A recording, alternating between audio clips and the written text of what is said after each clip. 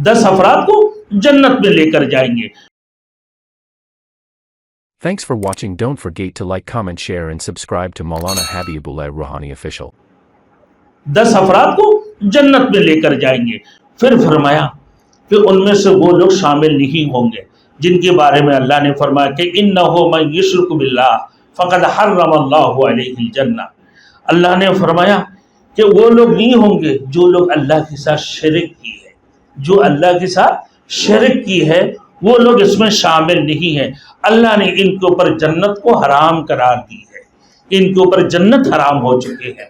ऐसे लोगों को अल्लाह रब्बुल इज़्ज़त जन्नत नहीं अता फरमाएंगे, ना ही हाफिज कुरान की कोई ताकत होगा, ना उनके कोई इख्तियार होगा, बल्कि अल्लाह ने आगे फरमाया कि भाई कि मा काना लिन्नबी वल्लदीना आमनु अन यस्तगफिरू लिल मुशरिकीन, बल्कि ये नहीं है, बल्कि नबियों के लिए भी ये जायज़ नहीं है कि अपने मुशरिक वालिदैन के लिए, अपने मुशरिक भाई बिरादर के लिए सिफारिश करके उनको जन्नत की तरफ लेके जाए। तो अल्लाह ने उनको भी, नबियों को भी इजाज़त नहीं दी है जो अल्लाह के साथ शरीक की है। तो अल्लाह के साथ शरीक करने वालों की माफ़ी नहीं है।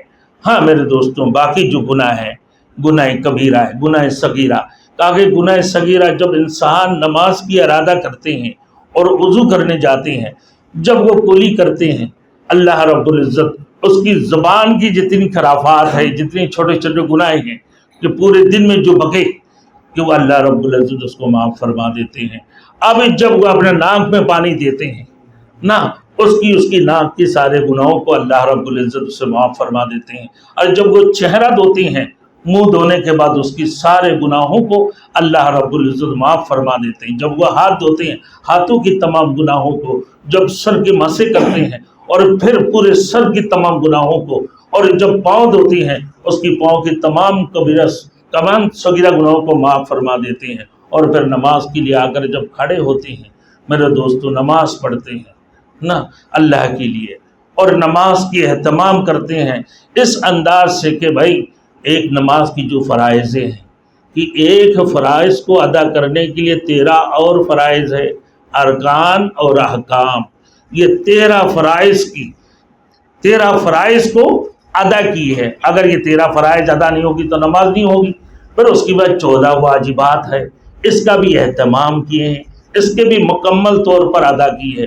52 सुन्नती हैं, ये 52 सुन्नतों के ऊपर अमल करते हुए नमाज को अदा किए खुशू के साथ, किस अंदाज से कि मैं अल्लाह के सामने खड़ा हूँ, अल्लाह मुझे देख रहे हैं या मैं अल्लाह को देख रहा हूँ, मैं पुलसिरात की पुल के ऊपर खड़ा हूँ, मेरे पीछे मौत की फरिश्ता खड़े हैं, मेरे दाएं तरफ जन्नत है, मेरे बाएं तरफ जहन्नम है, यही मेरी आखिरी नमाज है, नहीं मालूम दोबारा मुझे नमाज पढ़ने का मौका मिलेगा या नहीं मिलेगा। ये कहकर जब वो बंदा नमाज पढ़ते हैं कि उस नमाज की बदला ये है मेरे दोस्तों, वो बिगाड़े हिसाब किताब जन्नत में दाखिल हो जाती हैं, उसकी कोई किसी किस्म की कोई हिसाब किताब नहीं होती हैं।